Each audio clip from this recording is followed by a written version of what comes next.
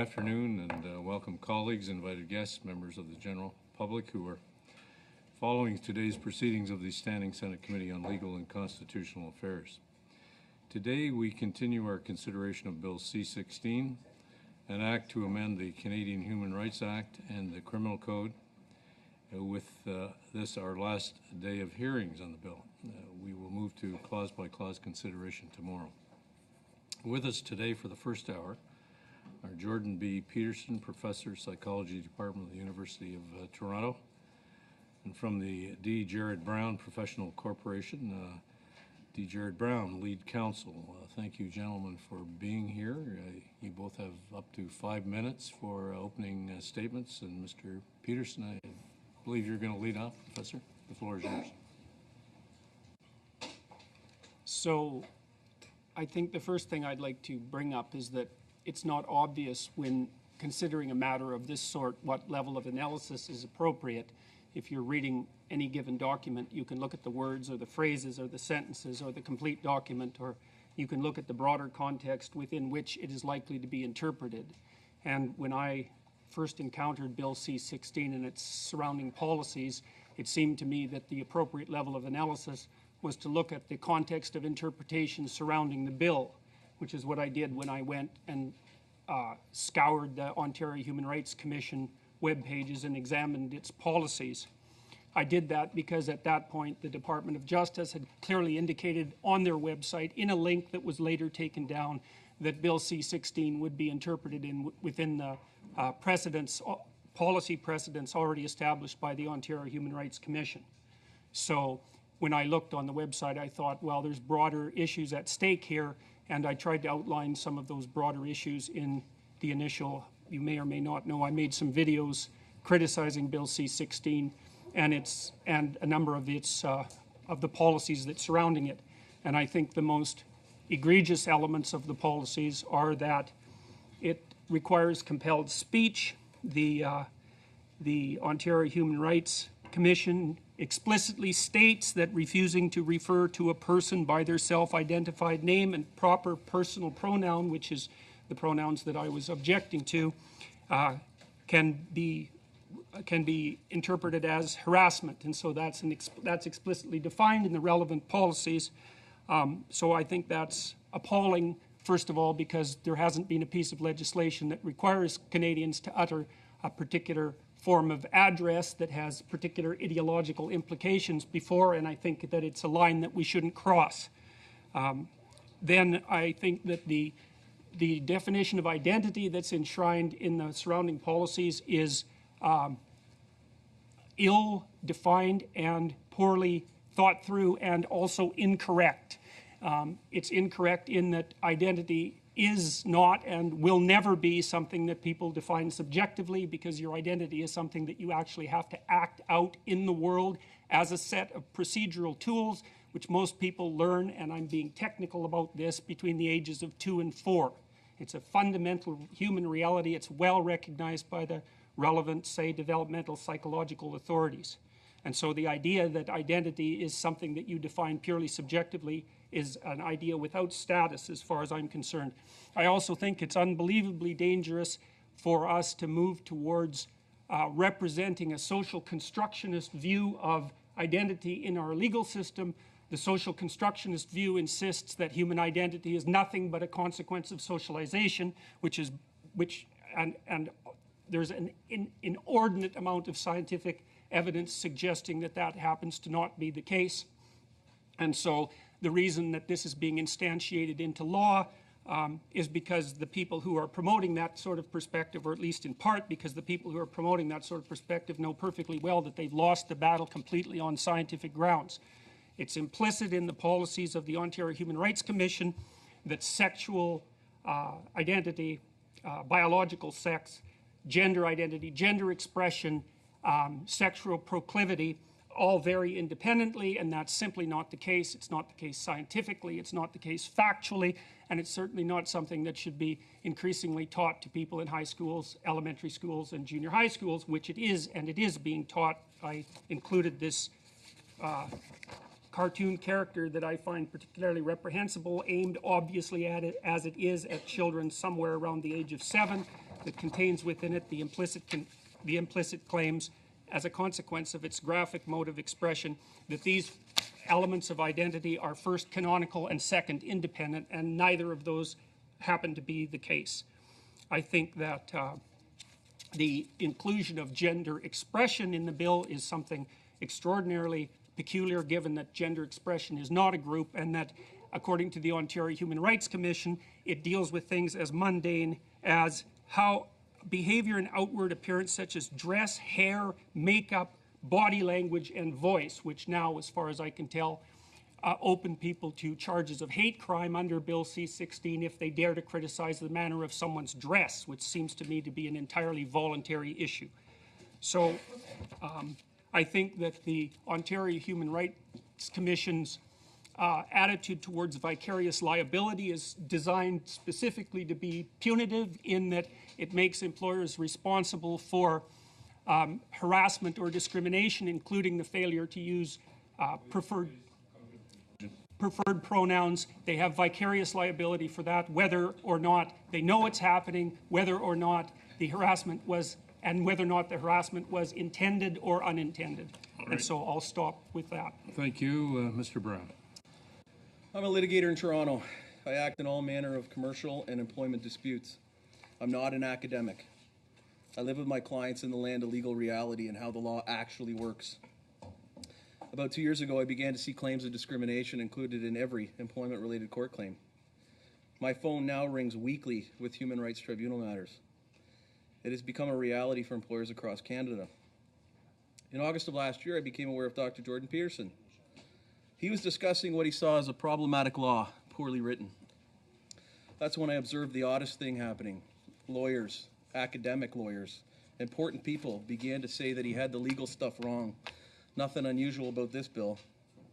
And they also said, you don't get to go to jail if you breach a human rights tribunal order. What was happening is they weren't defending the law, but downplaying its effects. Now, as a practicing lawyer, anytime a lawyer, and particularly an academic, says, look away, there's nothing to see here, it gets my antenna way up. So I did some research, which can be found in the brief that I filed in advance of today. It sets out the path to prison on this. I knew as a commercial litigator that anyone can end up in jail if you breach a tribunal order. It is a simple civil contempt of court process. People go to jail for this. But what about the freedom of expression issue? It's a foundational issue. We all know that Section 2B of the Charter sets out that everybody has the fundamental freedoms of thought, belief, opinion, and expression. And we all know that the government has successfully restricted freedom of expression over the years. But what if, rather than restricting what you can't say, the government actually mandated what you must say? In other words, instead of legislating that you cannot defame someone, for instance, the government says when you speak about a particular subject, let's say gender, you must use this government-approved set of words and theories. The American jurisprudence clearly defines this as unconstitutional compelled speech. In Canada, the Supreme Court has enunciated the principle that anything that forces someone to express opinions that are not their own is a penalty that is totalitarian and, as such, alien to the tradition of free nations like Canada. Now, how does C-16 get us to compelled speech? The Minister of Justice has summarized Bill C-16 as the enactment amends the Canadian Human Rights Act to add gender identity and gender expression to the list of prohibited grounds of discrimination. The Department of Justice website used to say that we must look to the Ontario Human Rights Commission policies for definitions on these terms. Ontario's policies on gender identity and gender expression are set out in my brief. They state that gender-based harassment can involve refusing to refer to a person by their self-identified name and proper personal pronoun. Refusing to refer to a trans person by their chosen name and a personal pronoun that matches their gender identity will likely be discrimination. The law is otherwise unsettled as to whether someone can insist on any one gender-neutral pronoun in particular. If the harasser didn't know or didn't intend to harass, it's still harassment. Now, why is this important? Well, in Ontario, the Human Rights Commission is a policy development creature of the legislature. It creates the policies which interpret the code. But what is most important, the tribunal must follow these policies. It is bound by them. So the Commission creates the law on pronouns. In Ontario, the policies on pronouns were introduced into the legal framework after the law had left the legislature. Federally, the same process will be followed as the Department of Justice had said so. A similar guideline will be developed. As with the Ontario policies, Federal guidelines must be followed by the federal tribunal. The guidelines will mandate pronouns. This will happen after the bill leaves the Senate. Mandating use of pronouns requires one to use words that are not their own, which imply a belief in or an agreement with a certain theory on gender. If you try to disavow that theory, you can be brought before the Human Rights Commission for misgendering, or potentially find yourself guilty of a hate crime. To sum up, on the subject of gender, we're going to have government-mandated speech. Now, in opining on the constitutionality of the proposed bill, the Department of Justice said on its website, look, there's a variation of this bill that already exists in most of the provinces. I don't believe that's a robust argument in favor of constitutionality. I would refer you to the comments of the now Chief Justice McLaughlin of the Supreme Court in the decision of Taylor. It's in my brief. The chilling effect of leaving overbroad provisions on the books cannot be ignored, while the chilling effect of human rights legislation is likely to be less significant than that of a criminal prohibition. The vagueness of the law means it may well deter more conduct than can legitimately be targeted. As a lawyer on the ground, I worry about a poorly drafted law and its impact on my clients. As a Canadian, I worry about Parliament tacitly authorizing compelled speech. The brief I provided to the committee contains a comprehensive legal opinion that I published back in December on C-16. There's a table that shows how the federal human rights regime mirrors the Ontario system in terms of enforcement of policies and guidelines. You'll have to wrap up, sir. And finally, it includes the case law that underpins the opinion. Thank you. Okay, thank you both. And we'll begin questions, beginning with Deputy Chair Senator Baker. Thank you, Mr. Chairman, and thank you to the witnesses for their presentation. As the witnesses know, the 9 provinces in Canada have the provision in their laws, including Ontario, and also the words expression, as I recall, appears in 4 or 5 provinces. So what you are arguing is against what we already have in law. Your reference to the criminality, to the sections of the criminal code. At our last meeting, Senator Joyal correctly pointed out that sections 318 and 319 starts off by genocide, under the heading genocide. The next heading is public incitement, likely to lead to a breach of the peace. And you know what a breach of the peace is, Mr. Brown. Willful promotion of hatred. These things are, and then there are defenses listed, as you know, in that criminal code provision. There's several defenses. If you honestly believe in what you said, is if you know, the defenses are extensive in the criminal code. They've worked well for Canada. So what do you have to say about the facts of what's presently in the criminal code and your reflection that somehow the genocide heading, the heading on public incitement, on willful promotion of hatred, somehow that these provisions should not be included under those headings?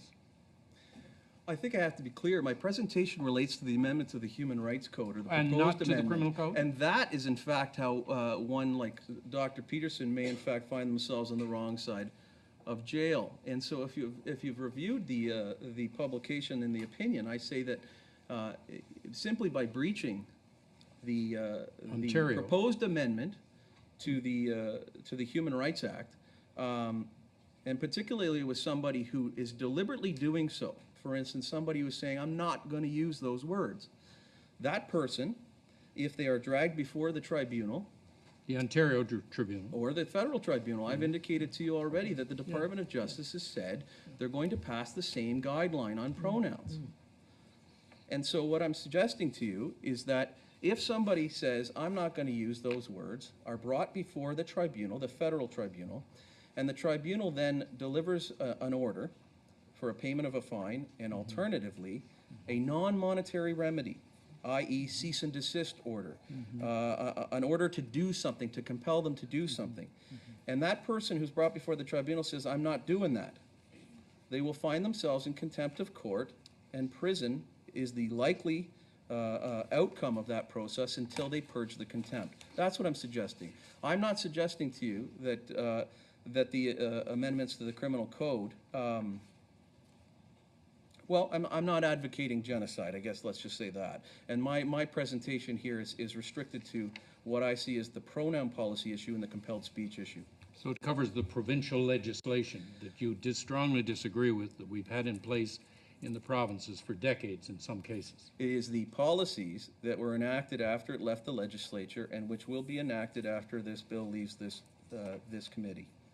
I would also like to add to that the fact that once I made the video stating that I wouldn't use the Z and Zer pronouns, for example, which I regard as part of an ideological linguistic vanguard, the university lawyers, after carefully considering what I said, sent me 2 letters to cease and desist in my public utterances because they believed that not only was I violating the university's standards of conduct, but that I was also violating the relevant provisions of the Ontario Human Rights Commission.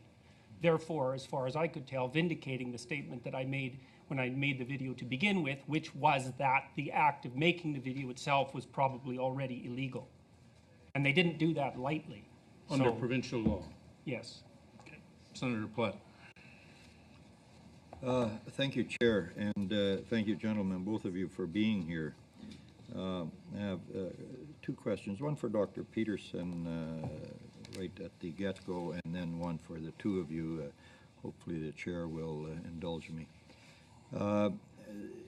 Deliberations of this bill, and during deliberations of this bill, we keep hearing the term respect thrown around. Respect is indeed critical in debates of legislation as sensitive as this, and there are a lot of people here who need to be reminded that respect works both ways, including people at this committee. Dr. Baker Senator Baker has already referred to comments as genocide. I don't think anybody here is promoting genocide. However, Dr. Peterson, can you comment on the notion of respect where some of your critics say, why can you not just respect your students, just use the gender-neutral pronouns? How do you respond to that? Well, first of all, I'd have to be convinced that doing so would do more good than harm, and I don't believe that. And I think I'm actually in a reasonable position to justify my claim. I think that the danger that's intrinsic to the law far outweighs whatever potential benefit it might produce, especially given that there's no hard evidence whatsoever for any benefit. I would also like to point out that the people who are promoting this legislation claim to be acting on the behalf, say, of the transgendered community, but they weren't not elected nor appointed to act as such representatives and are doing it on their own say-so. I've received many letters, at least 30 now, from transgendered individuals indicating that they are not in accordance with the claims of these so-called representatives to be representing, or with the intent of the legislation, which has actually made them more visible rather than less visible, and the less visible is what they had preferred. With regards to respect, is that you don't meet people, generally speaking, in a mutual display of respect. You generally meet people in a mutual display of alert neutrality, which is the appropriate way to begin an interaction with someone, because respect is something that you earn as a consequence of reciprocal interactions that are dependent on something like reputation, which is also a consequence of repeated interactions. And so the notion that addressing someone by their self-defined self-identity is necessarily an indication of basic human respect for them, I think is an entirely spurious argument, especially given that there's no evidence that moving the language in a compelled manner in this direction is going to have any beneficial effect. We're supposed to assume that just because hypothetically the intent is positive, that the outcome will be positive. And any social scientist worth his or her salt knows perfectly well that that's rarely the case. So, Dr. Brown, you've talked about non-monetary orders that could include sanctions, like orders to undertake sensitivity and anti-bias training. I would like either one or both of you to comment on whether you could explain why an individual may have a strong objection to undertaking such a training. And Mr. Brown, could you let the committee know how serious the sanction could be? And of course you already did on that, if you refuse to undertake such an order. and specifically at the federal level. But why would people have an objection to taking such training? Well, I think I'm going to let Dr. Peterson answer why he or someone like him might have an objection to undertaking that type of training, and then I'll deal obviously once again with the severity of that decision if it gets before the tribunal. Well, I have a profound objection to undergoing such training. In fact, I would flatly refuse under all conditions to undergo it. And the reason, there's multiple reasons for that. The first reason is that the science surrounding the so-called charge of implicit bias that's associated with perception is by no means settled to such a degree that one of the three people who designed the most commonly used measure, which is the implicit association test, has detached himself from the other two researchers on the grounds that the use of the test has far transcended its scientific validity and reliability. It's nowhere near valid or reliable enough to be used in the manner that it's been using. And even the more pro-IAT researchers who developed the test have admitted to that publicly, even though they haven't stressed it nearly to the degree they should have. So first of all, the science is not settled and is being used absolutely inappropriately. And I can say that as a clinician because I know and as a psychometrician, I know the criteria for using a test for essentially diagnostic purposes, and the IAT doesn't even come close to what's necessary.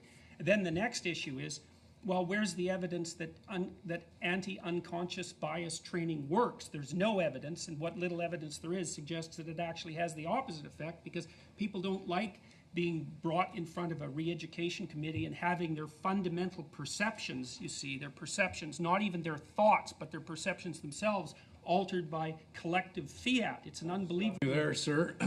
We have a very engaged committee, concise questions and concise responses with the helpful Senator Pratt. Thank you for being here. I want to quote briefly from a document from the Ontario Human Rights Commission. It says, some people may not know how to determine what pronoun to use. Others may feel uncomfortable using gender-neutral pronouns. Generally, when in doubt, ask a person how they wish to be addressed. Use they if you don't know which pronoun is preferred. Simply referring to their person by their chosen name is always a respectful approach. So you can use a pronoun, you can use their chosen name. So if someone chooses to change his name from Paul to Peter, surely you would use Peter because it's a matter of simple politeness and respect. If the same person chooses to change her name from Paul to Paula, I won't use the name Paula simply as a matter of respect. What's the difference here?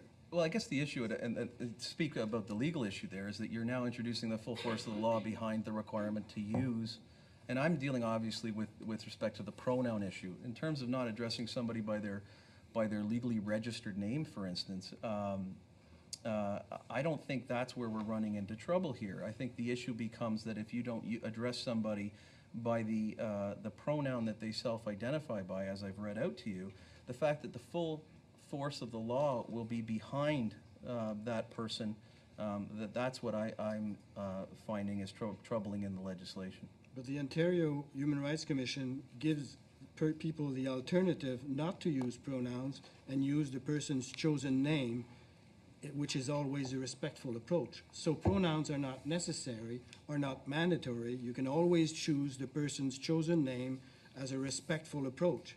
And therefore, I argue...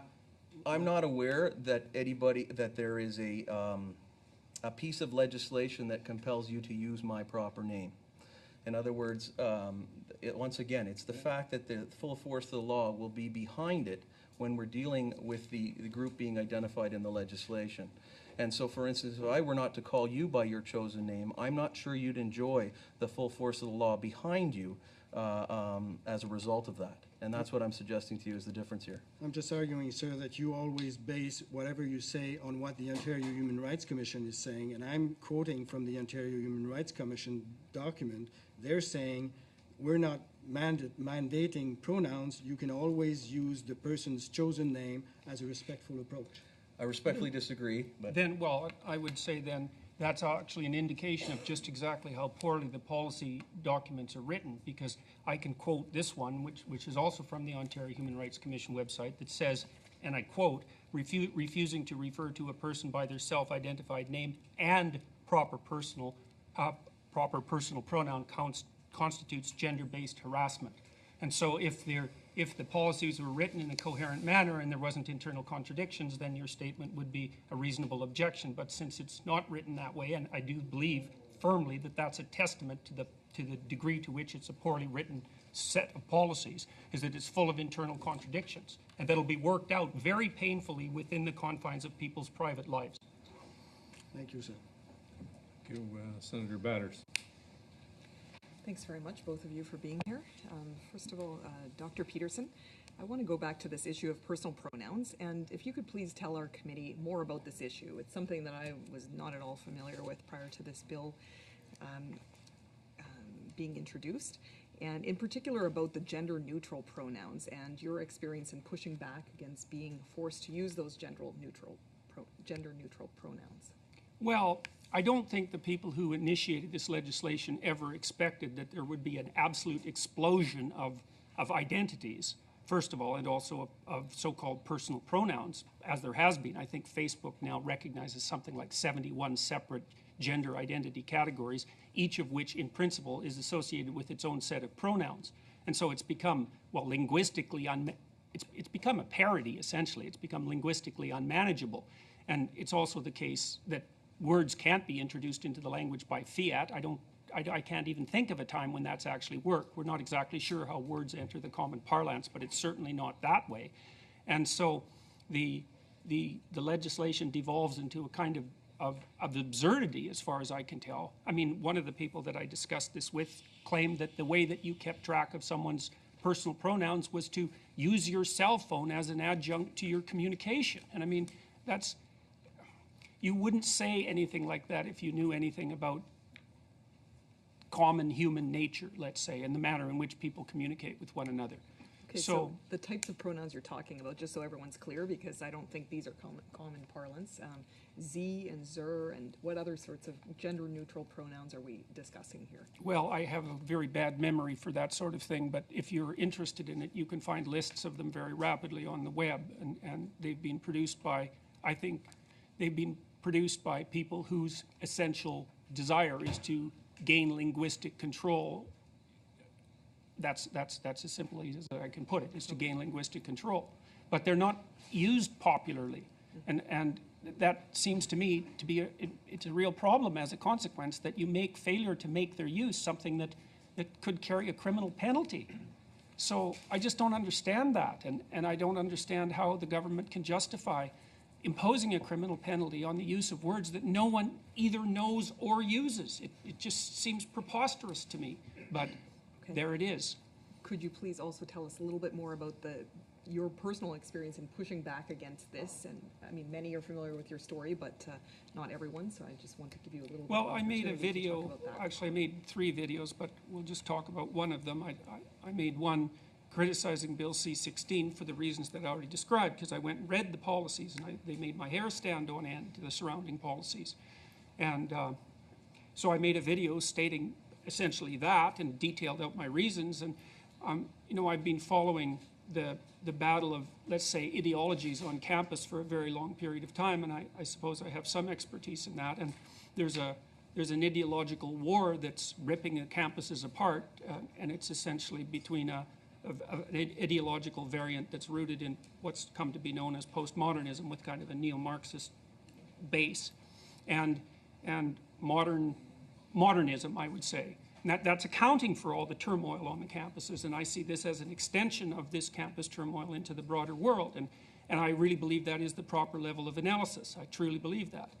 And so I said that I believe that this is a vanguard issue in a kind of ideological war, and that I'm not going to participate on the side of the people whose ideological stance I find reprehensible, unforgivable and reprehensible, especially the Marxist element of it.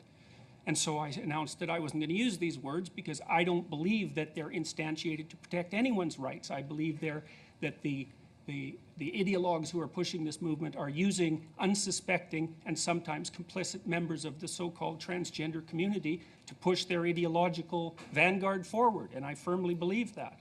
So I'm not participating in that. And the fact that it's potentially illegal for me not to participate in that is something that I regard as, I think that's absolutely dreadful. It puts a shudder in my heart as a Canadian that we could even possibly be in a situation like that. You know, if the identity claims that are instantiated in the policies surrounding this legislation are applied, it's going to be hell for the psychiatrists, excuse my language. It's going to be very difficult for the biologists and the psychiatrists next. And I think we'll see that happening very soon. Thank you. Thank you. Senator Gold. Thank you, and thank you for being here. I've never been a practicing lawyer. I was a constitutional law professor, and I'm a free speech guy. So I appreciate the importance of the issues that are being raised. I think respectfully they were answered, the free speech issues were answered quite compellingly by my former colleague Brenda Cosman in testimony before this committee, but I wanted to make 3 points. Mr. Peterson, and there are questions sort of buried in these points. I think I heard you say that you thought that the harm to this legislation outweighs the good, but there is, the trans community suffers harm regularly when they're discriminated against.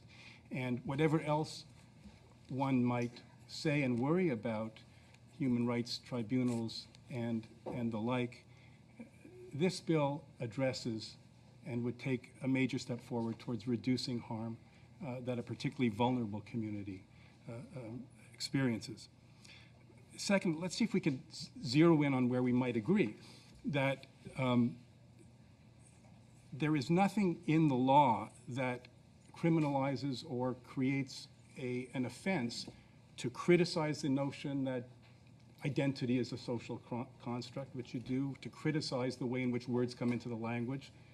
Though modern Hebrew is an example of words coming in by fiat, and the Académie Française does it as well. Of course, Shakespeare gave us so much of our language.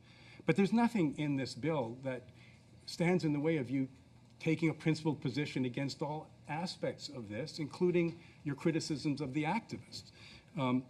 The issue is the pronoun, and unless I'm reading it wrong, as Senator Pratt pointed out, the Ontario Human Rights Commission policy does not say that refusing to use a person's self-identified name or personal pronoun does constitute gender-based harassment. I may be wrong, but I believe it said it could.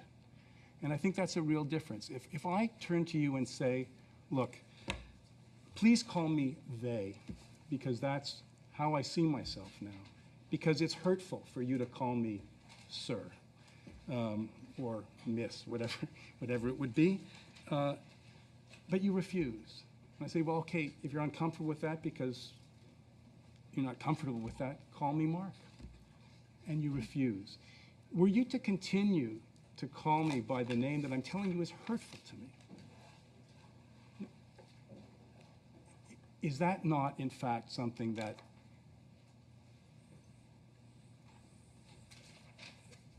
that the law can properly address? This is, you are knowingly hurting me. And in that respect, our courts ultimately, I think, are capable of striking a proper balance between people who slip up or who, for whatever reasons, just can't get the words out of their mouth, and those that persist in intentionally causing harm. Opportunity to respond. Would you agree with my characterization of free speech as it applies to these issues? Let me jump in just on the legal point. Thank you. After Dr. Peterson posted his videos and after he rose to the public consciousness, the Ontario Human Rights Commission deemed it fit to release a new policy document called Questions and Answers about Gender Identity and Pronouns, and in so doing, they said that refusing to refer to a trans person by their chosen name and a personal pronoun that matches their gender identity or purposely misgendering will likely be discrimination. So I think it's a little bit more certain than what you may have indicated in your comment, but I'll allow Dr. And once again, that policy was put out after Dr. Peterson began to speak on the issue, and so I think that's very telling that it was a response, if you will, to this issue that Dr. Peterson raised. I'm going to allow, obviously, Dr. Peterson to go ahead with the other element of your question. Very briefly, sir. Well, so I would say that the very idea that calling someone a term that they didn't choose causes them such irreparable harm that legal remedies should be sought, rather than regarding it as a form of impoliteness, that legal remedies should be sought, including potential violation of the hate speech codes, is an indication of just how deeply the culture of victimization has sunk into our society. Okay, we'll leave it there. Senator From. Chair. Same topic.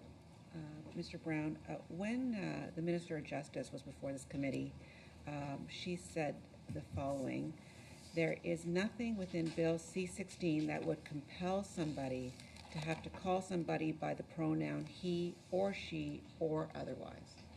Can you comment on her position?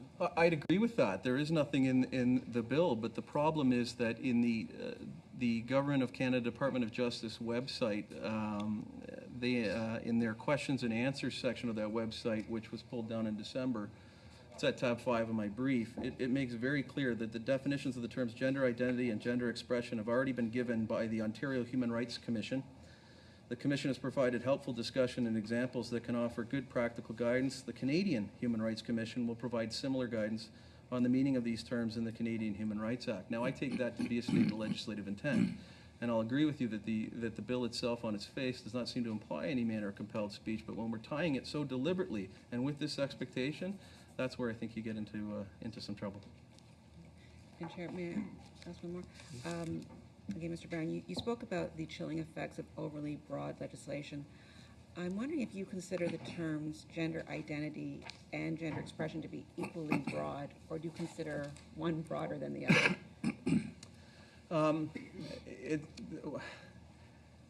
I think they are overly broad definitions, and I think the only thing I can offer as a lawyer and a litigator is that the courts don't like overbroad terms, and I would refer you to the decision of London Boisson of the Alberta Court of Appeal, where in that case the Court of Appeal says the objective of statutory interpretation is to discern the legislative intent from the language of the legislation, if possible, and to give effect to such intent. This objective becomes difficult to attain where there is conflict, imprecision, or a lack of clarity in the legislation. Of particular concern in the area of human rights law is that a lack of clarity will cast a chill on the exercise of the fundamental freedoms, such as freedom of expression and religion. And so, while I personally believe that the terms are not properly or not clearly defined and somewhat ambiguous, the courts don't like that type of legislation either. So just to add two things. With regards to the chill, it's already the case, and I've seen this among my own students when they're teaching personality, which is what I teach, which also involves assessment of gender differences between men and women, that the proclivity now is for the advanced PhD students to avoid any such discussions in their classrooms because the potential cost of transgressing against an unknown norm, let's say, is so high that it's just easier to teach other things. And so I've seen that clearly and with multiple people. And I would also say that it's no trivial matter that the Department of Justice's link to the Ontario Human Rights Commission and their statements about how this legislation was going to be interpreted mysteriously disappeared in the middle of December. Of all the things that have happened to me, happened in relationship to this that I've been studying, I think that was the most chilling. It's like, because it was the, what would you say? It was the smoking pistol, right? Because the issue is, what's the right level of analysis? Are you just supposed to look at the legislation? Well, since the Justice Department said, no, you're supposed to look at the surrounding policies, well, that's what I did, and that's what I based my case on. And then all of a sudden, the link tying those two things together just vanished, and people had to go into the Internet archives to fish it back out so that it could remain part of the public record. I think that's absolutely scandalous. Thank you, Senator Ahmedvar. Thank you, Chair, and thank you both of you for being here. I was trying to take notes, but I think I got this right, Mr. Peterson, that you talked about this bill as being an expression of the vanguard of ideology. Am I right in thinking? Well, I was thinking more about the policies that surrounded it, but okay. Yes. Yeah. So I'm trying to square what you, as a party of one, are saying with published documents from the Canadian Psychological Association, the American Psychological Association, the Canadian Medical Association, the American Psychiatric Association, the Canadian Psychiatric Association, and the United Nations human rights experts. So these are all, these are not parties of one. They are associated. They are all, I imagine, lots of psychologists are members of the Canadian Psychology Association and the Canadian Psychiatry. So how are we to square what you're saying, which is your opinion, which you are absolutely entitled to, with what everyone is saying, plus the feelings and testimonies of the people who have suffered over 30 years, who've been taking issues to court? These are people who we've listened to. So how are we to square this? Okay, well, with regards to your second point, if the people that you're listening to aren't randomly selected from a population, then their opinions are worthless from the perspective of testimony, because you don't know if you're dealing with a biased sample. And that's a big problem with the public consultation process that underlied this bill. And you can not appreciate that if you'd like, but it's standard practice in any polling institution or any body that's attempting to extract a genuine opinion out of a so-called community of people. And if that isn't followed, then you can't tell if the information that you're receiving is biased. And this, with regards to your first point, what exactly are all those people who aren't thinking the same way as me saying? You said that there's a bunch of them and a bunch of groups, but you never said what they're saying precisely. Well, I think our chair would rule me out of order if I proceeded. No, you're fine. To read out what they're all saying.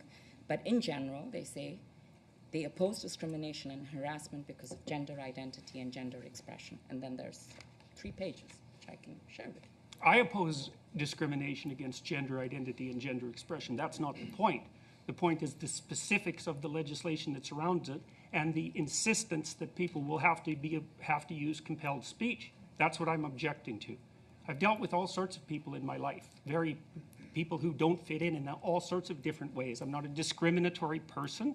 There's 500 hours of my teaching to my classrooms on tape on YouTube, and nobody's found a smoking pistol. I'm not a discriminatory individual, but I think this legislation is reprehensible, and I do not believe for a moment that it will do what it intends to do. I also don't think that my opinion deviates substantially from the bodies that you're describing, because you haven't provided any evidence that they say anything other than discrimination is a bad thing. And I think that unreasonable discrimination is a bad thing.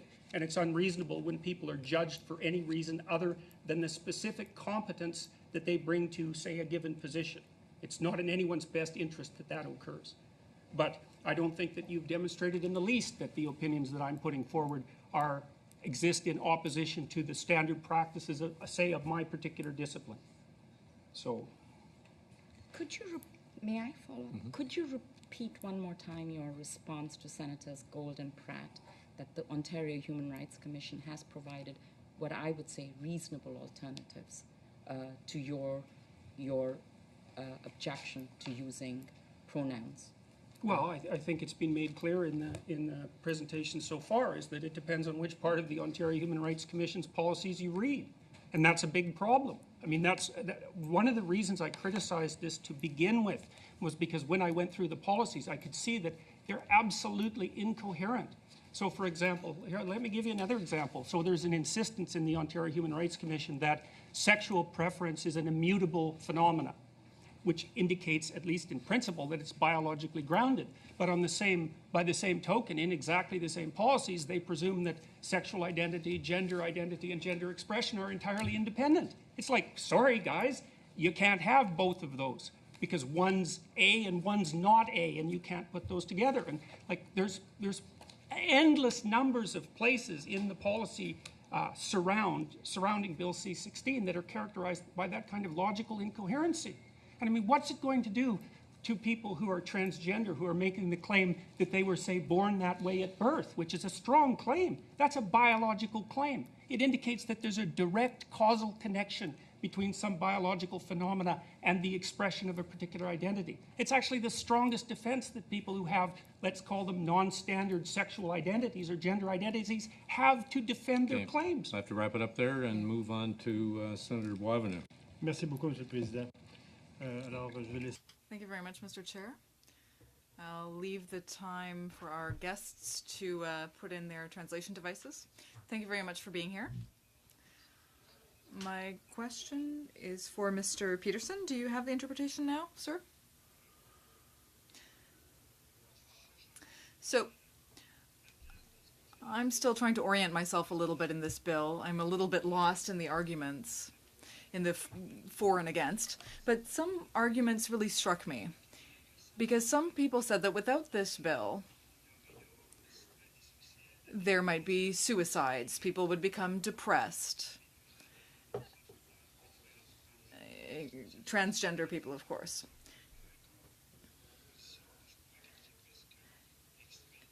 And it seems to me that this is almost an extreme position, that without this bill there would be an explosion of suicides and depression. So I'd like to ask you a question as a professor. Now you work in the social sciences, you study human behavior.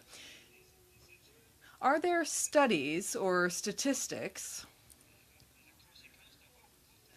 about the consequences that this bill would have on those people? Would this bill save as many lives and help as many people as it says? Well, in principle, we would have that information if the policies that have already been introduced by the provincial governments were assessed properly. But as far as I know, there's been no studies indicating that the introduction of this legislation specifically has done anything to modify the unfortunate rates of suicide, depression, anxiety, and so forth that are characteristic, well, you could say often of marginalized groups, but that's a bit of an overstatement. So no, I don't, that was part of my original claim, is that there's no evidence that this sort of legal redress, let's say, is going to produce any of the positive consequences that are intended.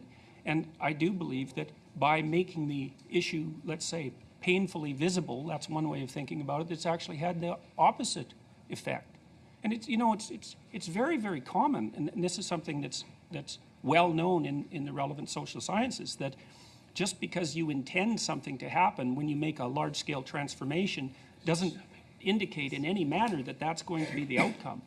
I mean, it would be lovely if things were that simple. And I mean, the best social scientists always insist that you build an outcome analysis into any broad-scale, what would you call, social intervention, because there's a good chance it'll backfire. There's a high chance it'll backfire. So it's all presupposition.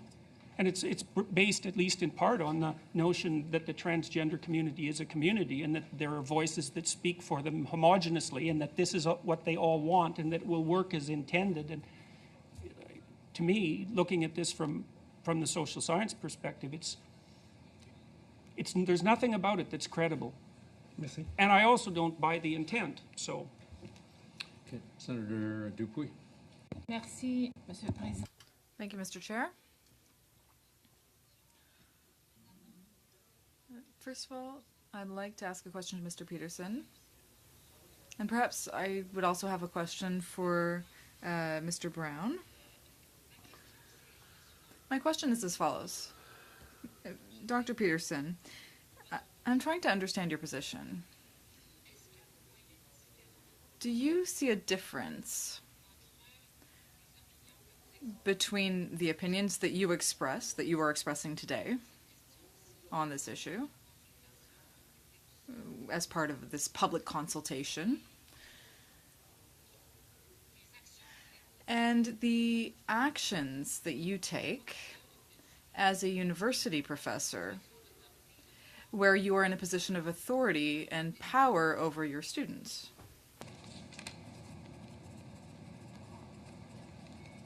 Well, first of all, I don't necessarily consider myself in a position of authority and power. I consider myself in a position of responsibility. And those aren't the same thing. So I don't agree with the way that the question is formulated. And I don't understand what that has to do with my stance. I mean, if I believe that the legislation is going to do more harm than good, and I also firmly believe, which I do, that it is more in the issue of an ideological move than something that's designed to address the concerns that it purports to address. I would also like to point out briefly that, what should have happened when I made that video, and this is relevant to the question, was that, like, maybe people paid attention to 10 minutes, to it for 10 minutes, and maybe it got a newspaper article and then it disappeared. But I put my finger on something, that's what I thought. And the fact that this issue hasn't gone away in 9 months, quite the contrary, it's exploded, not only in Canada, but in all sorts of parts of the world, means to me that I have some evidence that my choice of level of analysis was correct, and that there's far more going on here, so to speak, than the mere surface issue that we're purporting to discuss. And so I take exception to the notion that I'm somehow abandoning my personal responsibility to my students, which is something that I believe is in fact driving what I'm doing. I believe that my obligation to my students constantly is to tell them what I think and to make that as informed and careful an opinion as I can possibly master, and that's what I do. Je pense que vous comprenez que si vous venez. I think that you understand that if you come to participate or to appear before a Senate committee studying a bill, regardless of what we think of the question, that, I mean, my question for you is, do you make a difference between your opinion, what you say, and the fact that the university, which pays you, I believe, unless I'm wrong, the university considers you to be under its legal responsibility, and so you are in a situation of authority over your students, and this means that you can give an A or an F to your students. And the components of the legislation, I think that's relevant. I'm going to move on. Senator McDonald. Thank you, Chair. Dr. Peterson, I have a question for you. The thing that concerns me most in this legislation is compelled speech. I think that's very concerning. This committee has heard from Megan Murphy, who told us her opposition to this concept of gender fluidity, because she believes gender is a social construction. And Dr. Gad Saad also opposed to this legislation because of his belief in evolutionary biology. What this shows is that with Bill C-16, we are prematurely shutting down a discussion on gender and sex that is far from settled, or appears to be far from settled. And in my opinion, when we look to the provincial definitions set up by the commissions, we are enshrining the theory of a gender spectrum into the law. I wonder if you can comment on that. That's exactly what we're doing. And I think that might even be more dangerous than, in my opinion, than the compelled speech issue, because the social constructionist view of gender isn't another opinion, it's just wrong. So, because, and I can tell you why that is fairly, I'll take 1 minute to do that. Please. Well, the proposition that's instantiated, for example, in this particular visual, which is a good representation of the philosophy of the policies, is that there's no causal relationship between these 4 dimensions of identity, and that's palpably absurd. I mean, 98% of people, it's 99.7% of people who inhabit a body with a given biological sex identify with that biological sex. They're incredibly tightly linked. If you can't attribute causality to a link that's that tight, you have to dispense with the notion of causality altogether. And then of the people who identify, say, as male or female, who are also biologically male or female, the vast majority of them have the sexual preference that would go along with that, and the gender identity, and the gender expression. These levels of analysis are unbelievably tightly linked, and the evidence that biological factors play a role in determining gender identity is, in a word, overwhelming. There isn't a serious scientist alive who would dispute that. Now, you get disputes about it, but they always stem from, essentially, from the humanities. And as far as I'm concerned, I've looked at it very carefully. Those arguments are entirely ideologically driven. It's a tenet of the ideology that identity is socially constructed, and that's partly why it's been instantiated into law, because there's no way they're going to win the argument. But they can certainly win, let's say, the propaganda war, especially by foisting this sort of reprehensible advertising information on children, and that's part of the express intent. I would add that the trans complainants have been covered under the existing grounds of sex before the tribunals across Canada. And as the Minister of Justice said, they are bringing this legislation in as a symbolic gesture. And so I leave it to you to question what that gesture may be. But this community has been protected under the existing grounds that are found in most of the human rights codes across Canada on the grounds of sex. Thank you, Chair. Thank you, Senator Joel. Thank you, Mr. Chair. Mr. Brown or Mr. Peterson, Justice Wagner from the Supreme Court in a seminar at the Ottawa University in early March of this year, which was a couple of months ago, stated the following. Of course, he was not giving a decision from the bench, but he was expressing his views. And if you allow me, I will quote him. It's short. When the court eventually faces a question touching on transgender identity, these two propositions will provide essential frames of reference. First one, that identity is not fixed, but changing. That's the first proposal. And then the second one, that identity is not innate, but contextual. I repeat, that identity is not innate, but contextual. End of quote. I read that, and I tried to understand the implication of this, those two binary kinds of elements that, and he says the court, so I bet that he might have spoken to colleagues or, the profession generally. Would you have a quarrel with that kind of approach to the definition of transgender reality, or if you think that it's a proper way of approaching legally the issues, because as you forcefully explained, somebody one day might challenge, the proposal, the policies, and all what could stem from the enactment of those legislations. So in other words, we'll find ourselves in the court one day, and we will have to, to analyze and argue the case, at least taking into account that those references that Justice Wagner mentioned not long ago. So how would you react to that well, I want to make sure I understand your question properly. So when the justice said this, was he implying that the identity is not fixed, but it is changing, and that identity wasn't innate and it was contextual, or was he outlining the arena within which this debate might take place? No, it was essentially, it was not a speech on this, essentially. It was more, if I can use an expression that Mr. Brown will understand, it was rather an obituary, in a conference. The conference was about identity, but of course, since, identity is a topic of common, common debate in Canada, he felt that it was helpful if he would, I should say, put his grain of salt in the public debate by establishing what he thinks is, how to define transgender identity and establish some parameters. Okay, so let's assume that it is changing and contextual. Yeah. Okay, then why is conversion therapy a problem? See, the thing is that when I started opposing this bill, people immediately assumed that I was transphobic and racist and all these other epithets that they're perfectly willing to trot forth at a moment's notice. But there's been a tremendous attempt to make conversion therapy for people who are gay illegal, right? And the proposition is predicated on the idea that the identity, the sexual preference identity, is not changing nor contextual. It's fundamental, and really what that means is that it's grounded in something like biology. It's okay, fine, let's scrap that, okay? Now it's going to be changing and contextual. Okay, then why can't it be changed with context?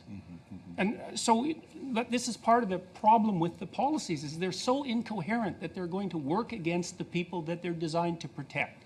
Now, people have a hard time believing I care about that, but the fact that I've been called things doesn't mean that that's what I am. So, a lot of people who have, let's call it a non-standard identity, the tightest argument they have for public acceptance of that identity is that it's powerfully constrained by biological processes that are beyond their voluntary control. So instantiate this view of humanity, the social constructionist view of humanity, and you can wave those claims goodbye, because they're completely, they are at complete odds with the social constructionist viewpoint. And I think that's a big mistake. And I really do believe that that will backfire hard against the people who this legislation is designed to protect. If it's mutable, changeable, only subjective and transformable on a whim, then why should anyone have any respect for it?